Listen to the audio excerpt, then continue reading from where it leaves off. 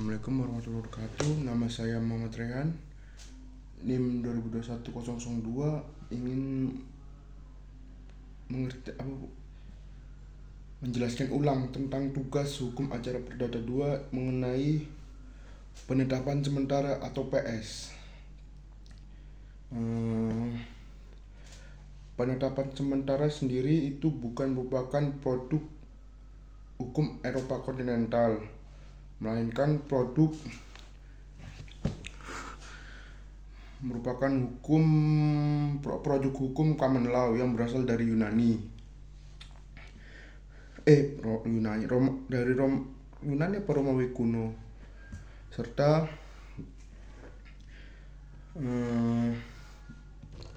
sejarah penetapan sementara sendiri itu berasal dari ada salah satu contoh kasus, yaitu celebrated case. Dan istilah lain dari penetapan sementara itu ada interlocutory junction, preliminary junction, extraordinary remedies, dan lain-lain lah. Itu kalau diartikan ke Indonesia sama seperti penetapan sementara. PS sendiri penetapan sementara sendiri di Indonesia itu berasal dari kesepakatan TRIPS dan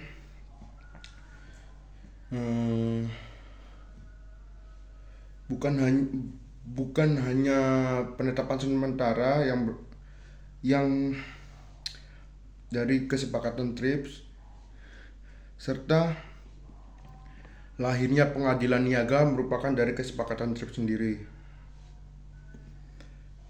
Dan yang kedua, kenapa ada penetapan sementara di Indonesia, itu untuk mencegah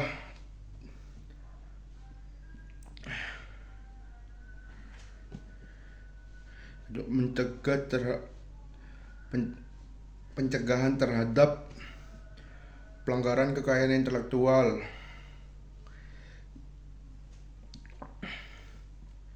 Habis itu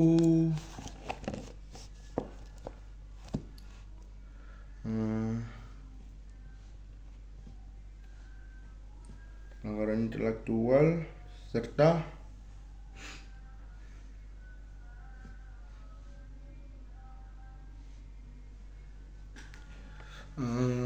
apabila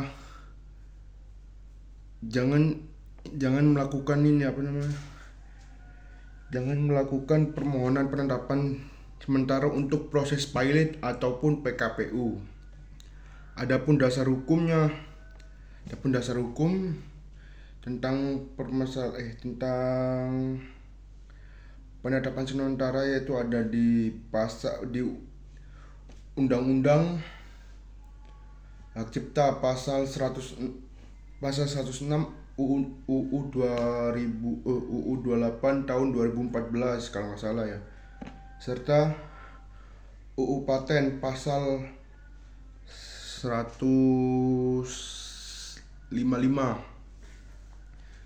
serta di Perma nomor 5 tahun 2012. Habis itu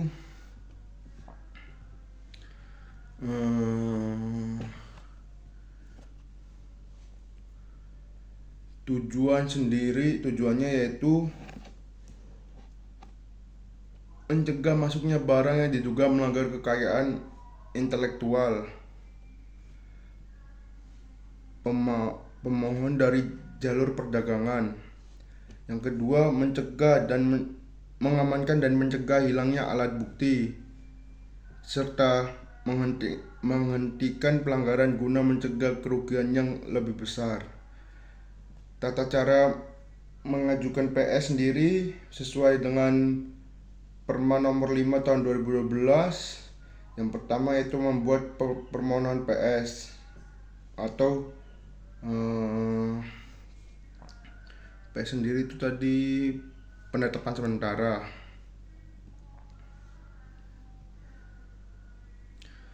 Habis itu yang kedua melampirkan bukti pendukung. Dan yang ketiga membayar biaya jaminan. Nah, masalah pembayaran ini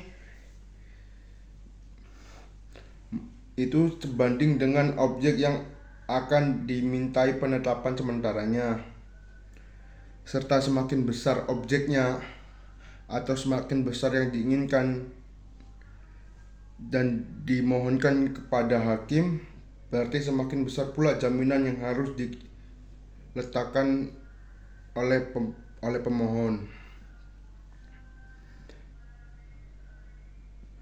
Habis itu teknis pengajuannya, yaitu permohonan ditandatangani pemohon atau apabila menggunakan kuasa hukum maka harus menunjukkan atau melampirkan surat kuasa dalam bentuk tertulis. Yang kedua, teknis pengajuannya itu permohonan dilakukan di pengadilan niaga. Permohonan diajukan di pengadilan niaga di wilayah hukum sama dengan wilayah hukum terjadinya pelanggaran. Permohonan diajukan ke ketua pengadilan ke ketua pengadilan niaga. Yang ketiga, membayar biaya perkara dan jaminan. Yang keempat, dalam waktu 1x24 jam sejak penyerahan permohonan, panitera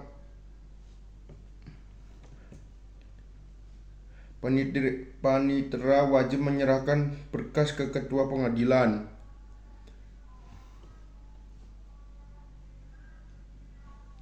Habis itu yang kelima, dalam waktu 1x24 jam sejak diserahkan, ketua pengadilan menunjuk hakim. Yang keenam, pemeriksaan dilakukan dalam waktu 2x24 jam. Serta yang terakhir yaitu penetapan proses permohonan hingga terbit penetapan aprisaf atau penetapan kerahasiaan,